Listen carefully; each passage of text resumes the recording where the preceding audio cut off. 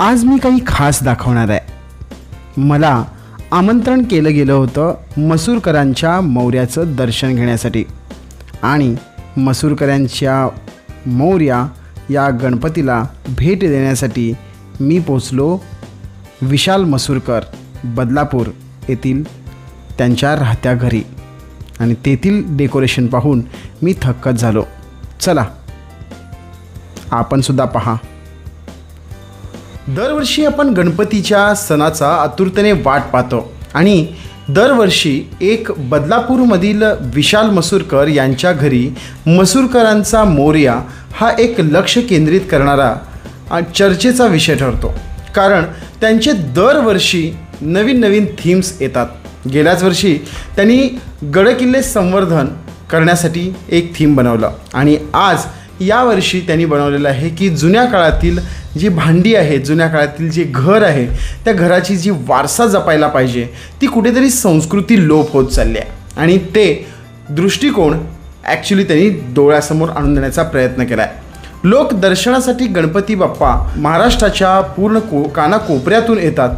मुंबईमध्ये लालबागचं दर्शन घेतात, त्याचप्रमाणे प्रत्येक घरोघरी हा गणपती बाप्पा बसलेला असतो आणि गणपती बाप्पाला पाहण्यासाठी त्यांनी एक असं लक्ष केंद्रित केलं आहे की जे जुन्या काळातील जे भांडे आहेत, जुन्या काळातील जे जातं म्हणा किंवा एक वरवंटा म्हणा, जे काही आहे त्यांनी एक सुंदर असं प्रतिकृती या गणपती बाप्पांच्या सोबतच हे असं डेकोरेशन केलं आहे आणि ही जी थीम त्यांनी बनवलं आहे ते थीमनी एक लक्ष वेधून घेतलेलंच आहे। आज आपण त्यांच्या घरी मी गेलो होतो आणि गेल्यानंतर तिथे खूप मस्त वाटलं, कारण ते डेकोरेशन्स पाहून तो डेकोरेशनचा आनंद घेत असताना जे मला आनंद झाला ते आनंद मी तुमच्या समोर शेअर करत आहे। नक्कीच हा व्हिडिओ जर तुम्हाला आवडला असल्यास त्याला लाईक करा, शेअर पण करा आणि सबस्क्राईब पण करा।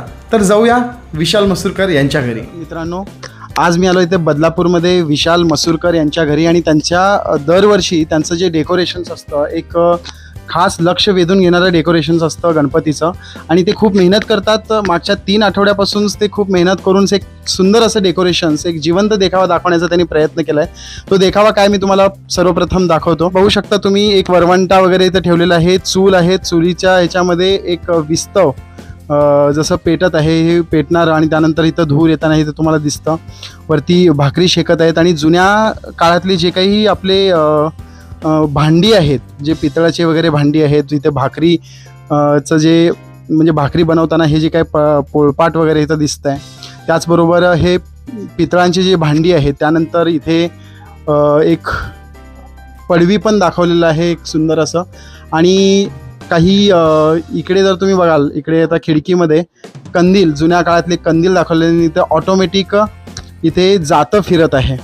तर काही अलाराम्स वगैरे आणि अशा पद्धतीने एक सुंदर असा देखावा जे जुन्या काळातले आठवण यावे प्रत्येकांना, म्हणजे आपल्या बालपणी जागृत व्हाव्या अशा पद्धतीनं ह्यांनी खूप सुंदर असं डेकोरेशन्स इथं केलेलं आहे। तर आपल्यासोबत विशाल मसूरकर आहेत, ते कायमच अग्रेसिव्ह म्हणजे कायमच पुढे पुढे असतात ह्या सर्व गोष्टी आणि क्रिएटिव्ह काहीतरी करायला। तर विशाल सर, तुमचं खूप खूप स्वागत। धन्यवाद।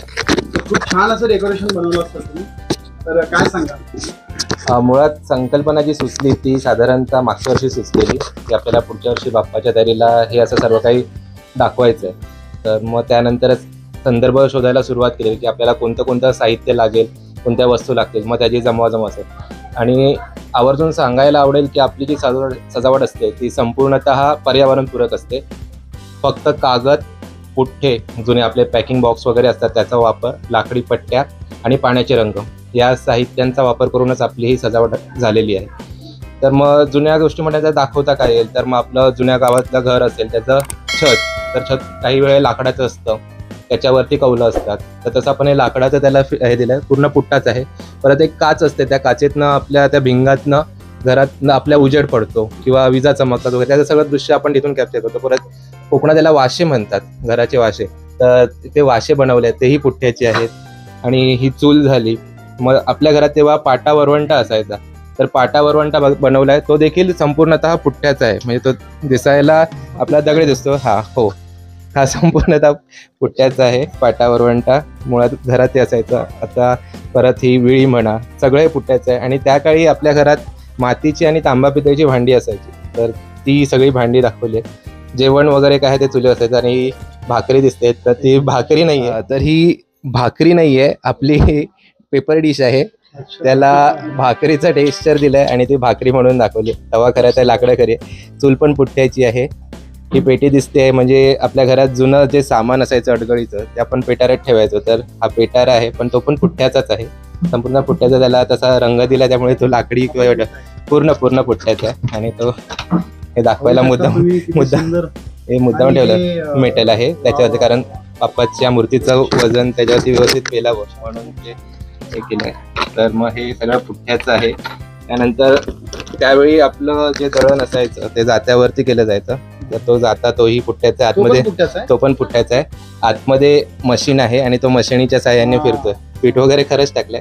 परत त्या 2 गुण्यात तांदळा गहूची वगैरे आपली गुणी असते ती रशी, परत मुसळ असायची, ती लांबण दिवे असायचे तेव्हाचे ते. आणि खिडकीतनं आपल्याला निसर्ग दिसतो, तर तसं ते दाखवण्याचा प्रयत्न केला. जुनी अशी एखादी फळी वगैरे असेल, त्यामुळे घरात कोणाला काय बक्षिसा किंवा काय अचिव्हमेंट असेल ती ठेवायची. परत दरवाजा ही आहे, तोही पुठ्ठ्याचा आहे. त्याला फक्त तसा 3D लुक दिलाय. आणि एकदम म्हणजे असं सागवान वाटतं तो, एकदम सागवान नाहीये, पुठ्ठाच आहे. आपला हा वाशी पण आहे ना, असं एकदम चांगले लाकूड वापरलेत ना, असेच वाटतं.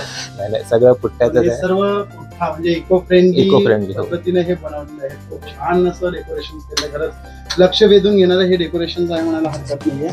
तर किती दिवस लागले हे सर्व करायला? आपण 15 ऑगस्टला सुरुवात केलेली. 15 ऑगस्ट दिवशी आपण याचा स्टँड आहे तो करायला सुरुवात केला. तो मेटलचा स्टँड आहे, त्याच्यावरती फळी आणि त्याच्यानंतर हे सगळं डेकोरेशन. ही कन्सेप्ट यावर्षीची जी कन्सेप्ट आहे ती कशी सुचली तुम्हाला? म्हणजे डोक्यात होतच की यावर्षी काहीतरी नवीन संदेश दिला पाहिजे. तर सध्या आपली घरं आणि आपली संस्कृती आहे, गावच्या पासून लोक मुंबईला येतात आणि गावची घरं ओसाड पडली. तर काही गोष्टी जपणं आपल्याला शक्य नाहीये, पण आठवणीतनं जपणं किंवा या सगळ्या गोष्टीतनंच आपला पुढे वारसा सुरू आहे. तर बाप्पा आणि बाप्पाची सजावट हे एक माध्यम ठरू शकतं. तर त्याचा पूर्ण वापर केला. पर्यावरणपूरक साहित्य आणि बाप्पाच्या आशीर्वादाने ही सगळी जी कलाकारी आहे ती आपल्या सर्वांना पाहता येते.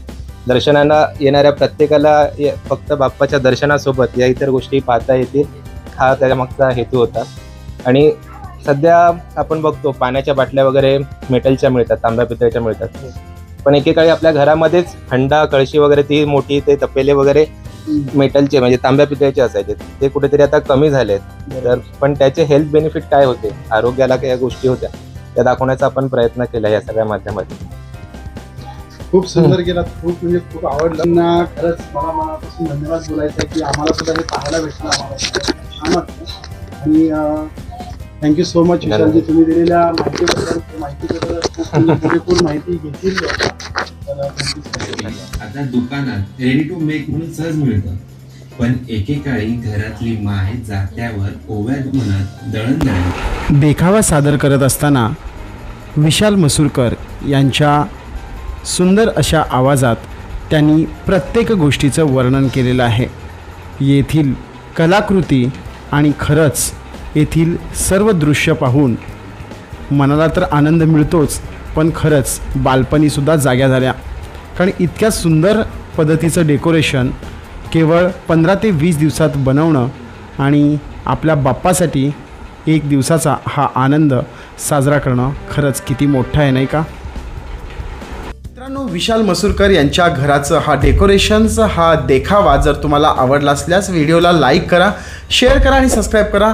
पुन्हा भेटूया अशाच एका नवीन व्हिडिओमध्ये. तोपर्यंत जय जिजाऊ, जय शिवराय, गणपती बाप्पा मोरया.